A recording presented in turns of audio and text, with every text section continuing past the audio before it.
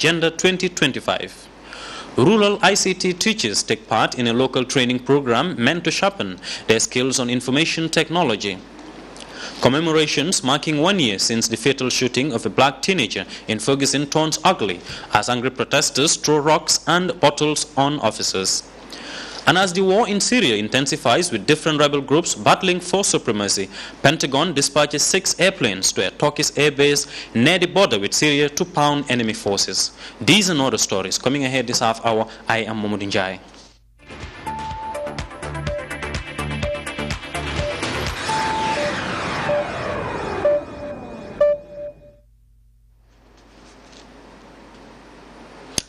The Ministry of Transport, Works and Infrastructure, Balagaba Jahumpa, has written a congratulatory message to His Excellency the President, Sheikh Professor Dr. Alhaji Yahya EJJ Jami Babili Mansa, on the July 22nd, 24th anniversary and the tax rates. On behalf of the staff of the Ministry of Transport, Works and Infrastructure, both sides of the National Assembly, and on my own behalf, I write to extend to Your Excellency sincere congratulations on the auspicious occasion of July 22nd anniversary celebrations. The July 22nd revolution is the period that has emancipated Gambians from economic doldrums and political decadence. Your Excellency's achievements since then are not only recognized by the people of the Gambia, but the entire African continent and the international communities. As the great leader of the nation, Your Excellency's fertilizer gift to the entire farmers of the country will no doubt help in attaining our Vision 2016 policies and programs. Your Excellency's desire for the Gambian people to grow what they eat and eat what they grow has been recognized by the international communities, in which the Food and Agricultural Organization presented to you a prestigious award during the 150th session of the FAO Council session in Rome. The award is a pride and exemplary, as it is recognition of your government's attainment of the MDG 1C target in reducing malnourishment in the country, fulfilled by Your Excellency's inspirational leadership. Similarly, Your Excellency, the African Union, AU, has recognized your government's remarkable attainment of the MDGs 999, in which every Gambian has access to clean and drinkable water within 15 minutes of walk. The July 22nd revolution is a total liberation of the Gambian people in all sectors of our lives, as we also achieve rural and urban electrification in all corners of the country. Your Excellency, it is with great humility and appreciation for your Ramadan gift of sugar to Muslims in all 4 corners of the country and the pardoning of 85 Gambians who were serving their prison terms. The Gambians and the rest of the world can attest to Your Excellency's caring, sharing and generosity. It is your DNA, and it is with great appreciation and gratitude to receive tremendous gift from Your Excellency. Whilst I pray for Allah the Almighty to shower His blessings upon Your Excellency, please accept the assurances of my highest consideration. Your Excellency, the message concludes. A 4-day training on information technology ITC capacity building focusing on rural ICT teachers from senior secondary schools in the country has begun in Mingdao Senior Secondary School in Farato. The training, organized by the University of the Gambia UTG in collaboration with the Public Utility Regulatory Authority PURA, is aimed at bridging the country's digital divide since the world is becoming one village by ITC. Aissatou Keita reports. With the team bridging the digital divide, the University of the Gambia, in collaboration with PURA through UTG's Information Technology Communication Association, has begun the training of rural teachers on information technology communication. The training program is aimed at promoting and developing ITC in the country by sensitizing various institutions of learning and training in the country. It is universally accepted that ICT is becoming a prerequisite for the advancement for any country, as it makes education more accessible and universally available to all. I'm happy to be standing here before you today in relation to this important component of our continued collaborations with the UTG through the UTG ITC Association. You'll all believe in me, sometime last year, PURA inaugurated this very computer lab for Mingdao as part of our regulatory support. The program started with the induction of few lecturers from the UTG, but the department can today boast of graduating quality products that are serving society and who are equally championing the fight in bridging the digital divide. This year I had an agenda. I told my students that, look, I am going to make sure that third year and fourth year, all of you are going to be attached to respective, be it government, parastatal, or whatever it might be, so that you can see the real life. I found that over 80% of them, they got jobs at Pristine, and they were all posted in Dakar on a multi-million project, showing that we are not producing garbage, but we are producing quality. Moro Krubali, Facilities and Service Manager UTG, commended Pura for their commitment, passion and steadfastness in collaborating with the UTG's ITC Association in promoting and developing ITC in the country. He urged the participants to take the course seriously and hoped that the knowledge gained at the end of the course will be translated into good use and propagated by teaching their students what was learned. We are hoping that certainly you will take this training very seriously. We're also hoping that you'll be committed, and that is, take it back to your schools and see what you can do there to try to forge this thing on and on, so that we all have the benefits of IT for common good.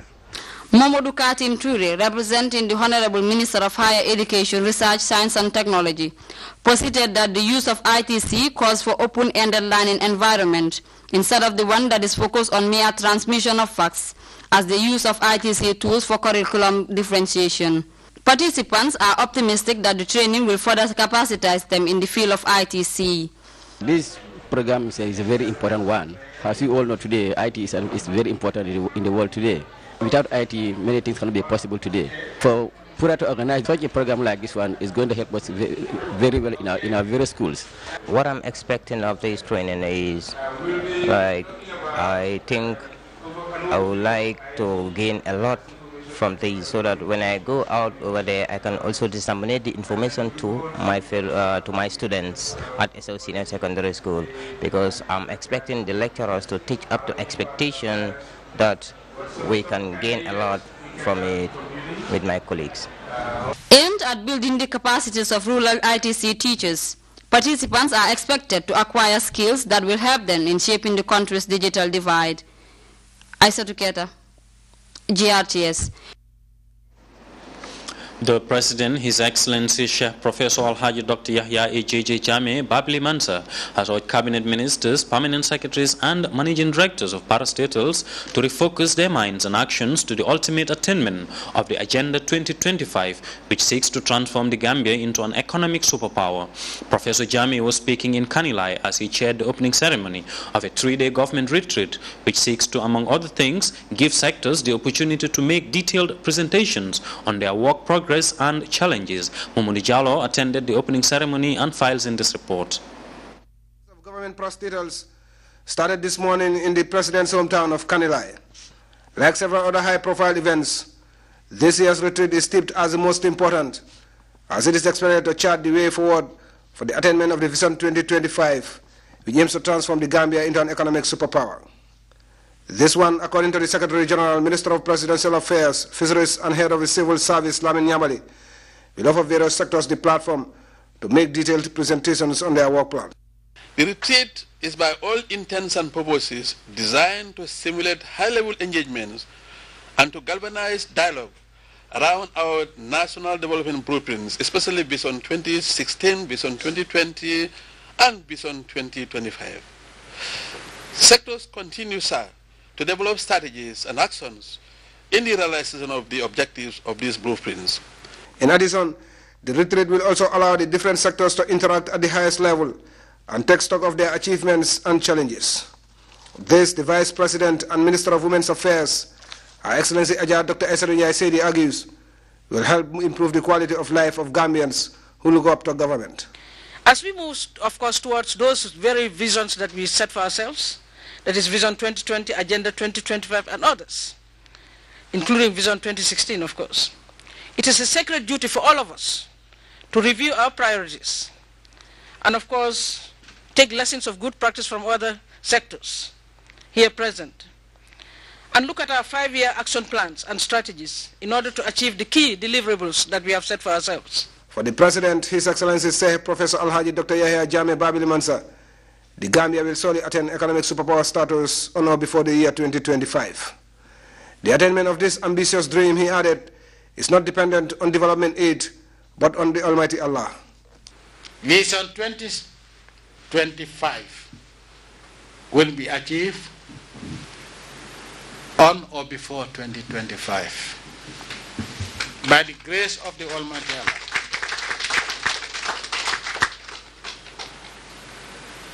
In fact, a lot of countries would depend on us. We will have no cause to beg anybody or to kneel down before anybody except the Almighty Allah. We should be grateful to the Almighty Allah. But no matter what we have, what the Almighty Allah has endowed us with, He will not come down and build bridges for us, work on the farms to achieve self-sufficiency for us, build schools or anything. We, the Gambian people and humanity, would have to do that using the resources that the Almighty Allah has endowed us with. Professor Jammeh further argued that Africa has relied on development aid for far too long to drive its development without much progress, and added that since coming to power in 1994, he has continued to demystify the concept of development by putting his trust and faith in the Almighty Allah alone, who has rewarded him with numerous development accomplishments, which continue to wow Western donors and their financial institutions. We have to be dedicated, we have to be sincere to our country. We must love our country, and we must love humanity, irrespective of who they are. Because without development, there cannot be peace. I will develop this country according to my plan, and I will achieve all my objectives. Let me make it very clear. My World Bank is the Almighty Allah, and whether you like it or not, this country will move forward in dignity, prosperity, and the worship of the Almighty Allah. But believe in me, some of the development partners may become development beggars from us. Therefore, President Jammeh urged all sectors to devise strategic work plans to enable government to take stock and prioritize what needs to be done. Finally, the Gambian leader called on public servants to change their attitude to work and warned that he would not compromise with those not ready to work, advising them to deliver or quit. The retreat is expected to wrap up on Wednesday after all the sectors had made their presentations. Mamadou Diallo, GRTS News.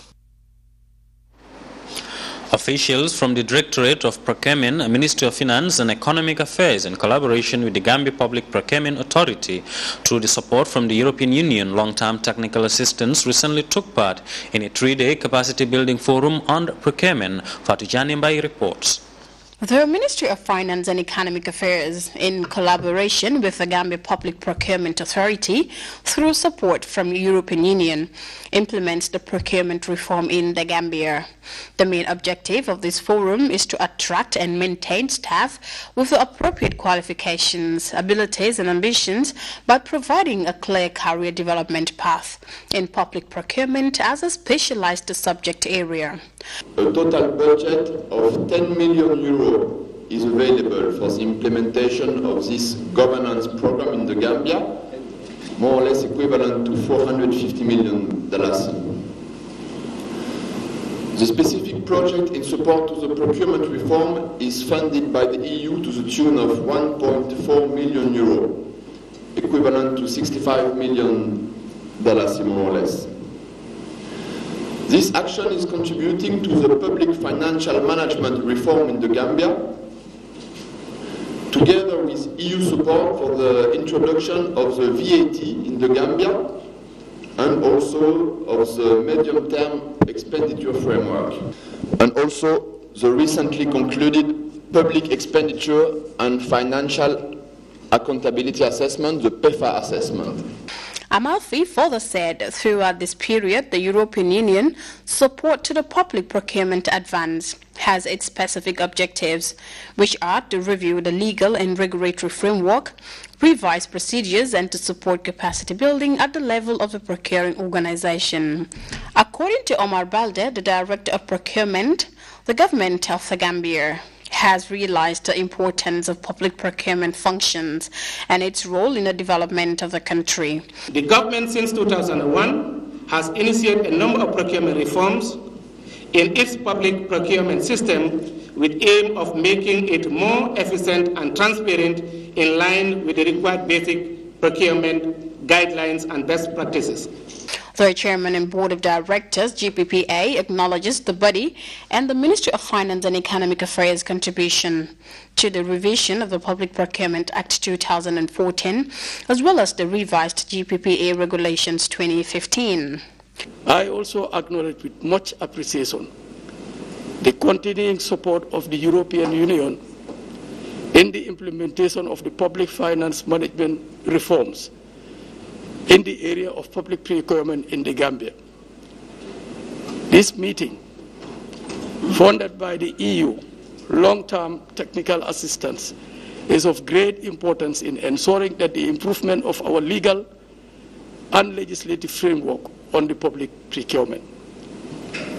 The support of the EU will further strengthen the public procurement institutions, improve the efficiency and transparency of the country's public procurement system, enhance the compliance of the national procurement system with international quality standards, and ensure that the procurement system is effective and efficient and delivers value for money. Public procurement has been recognized as a very important tool, as a very important management tool in terms of curbing government expenditure.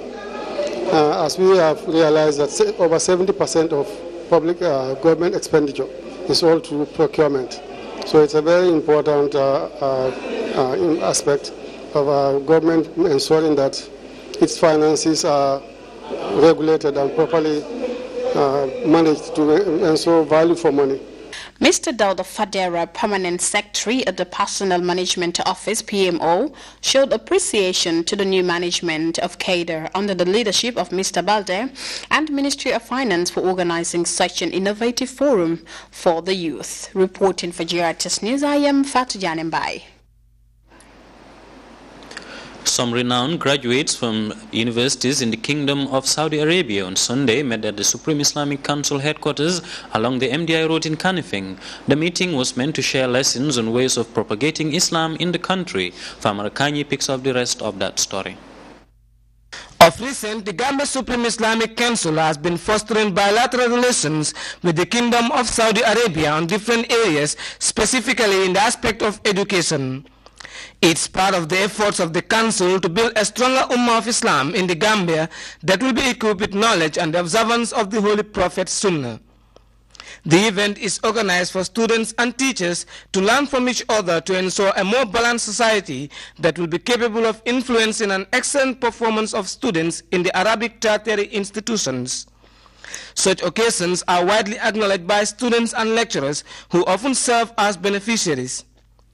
The educational program, which is expected to last for a week, will help improve the teachings of Islamic education in the country. For GRCS News, I am Famara.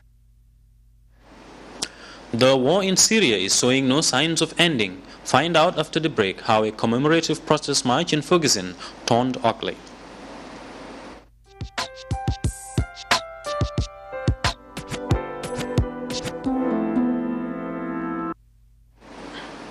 Welcome back. In Ferguson, people gathered to mark 1 year since the killing of a black teenager by a white police officer were engaged in a rough confrontation with security officials. It turned ugly after protesters threw rocks and bottles on officers, and police critically wounded a man who they say fired at them. 3 police officers were injured and a journalist was attacked and robbed in a parking lot. CNN's Sarah Sidner was there when the violence broke out, and she shows us what happened.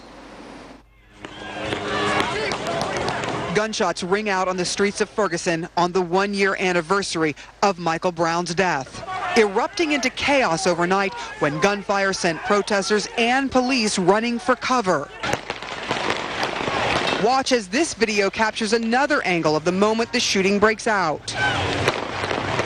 The suspect engages them with gunfire. The plainclothes detectives return fire from the inside of the van. St. Louis County Police say officers were involved in heavy gunfire in 2 shootings Sunday night. In one incident, police say a suspect shot directly at plainclothes officers with a stolen 9mm. There were 4 officers who were in that van. All 4 fired at the suspect, and the suspect fell there. I captured some gunshots on camera as I interviewed Ferguson's interim police chief.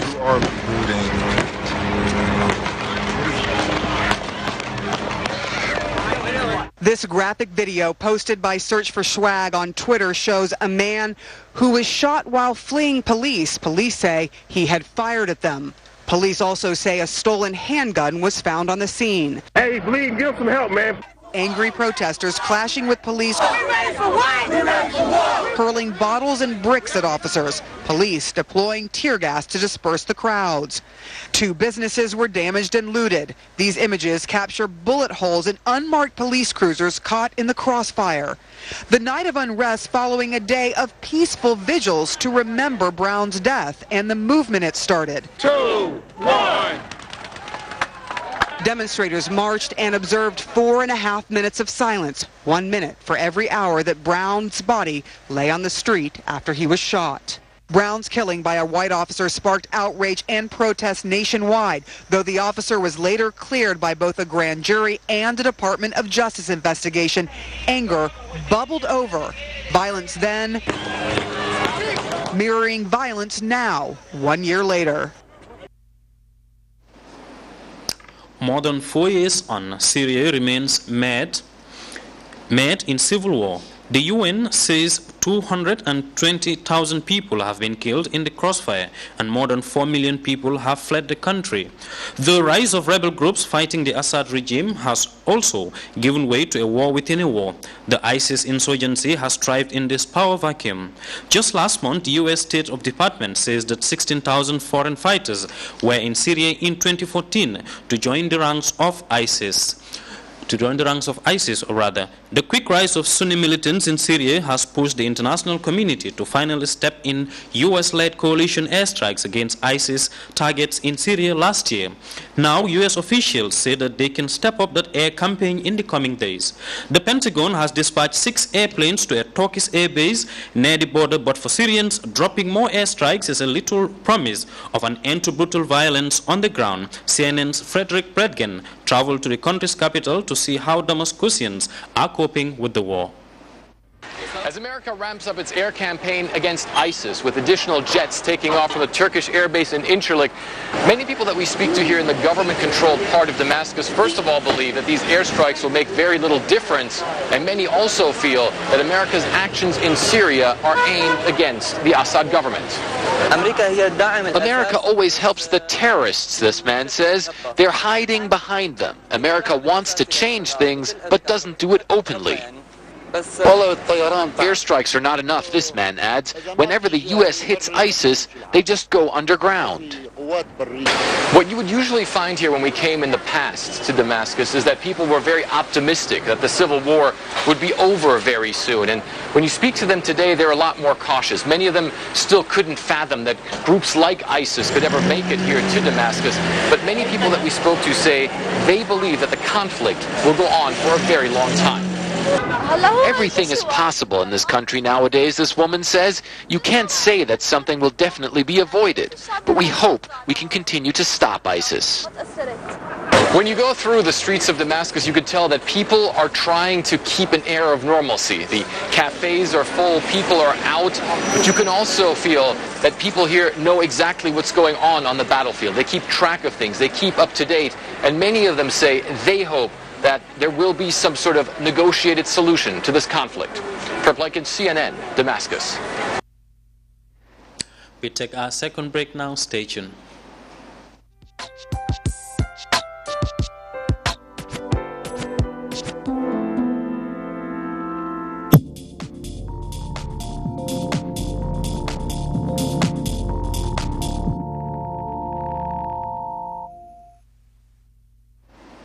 Welcome back. We now join the Central Forecast Office for a look at the weather update.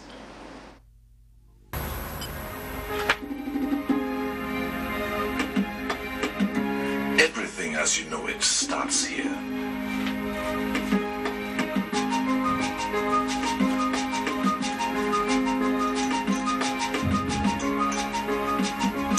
That simple promise of a harvest after planting is nature's service to the community that you and I are a part of. We carry on bonding and sharing because the feeling to serve is mutual. But that promise between us, the sun and the land, is what gives us the hope to carry on. And as it was in the beginning, we started with a belief to serve.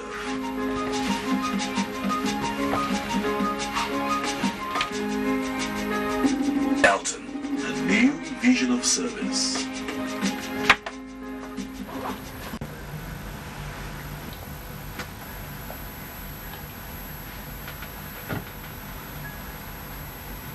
Hello viewers, welcome to the weather forecast.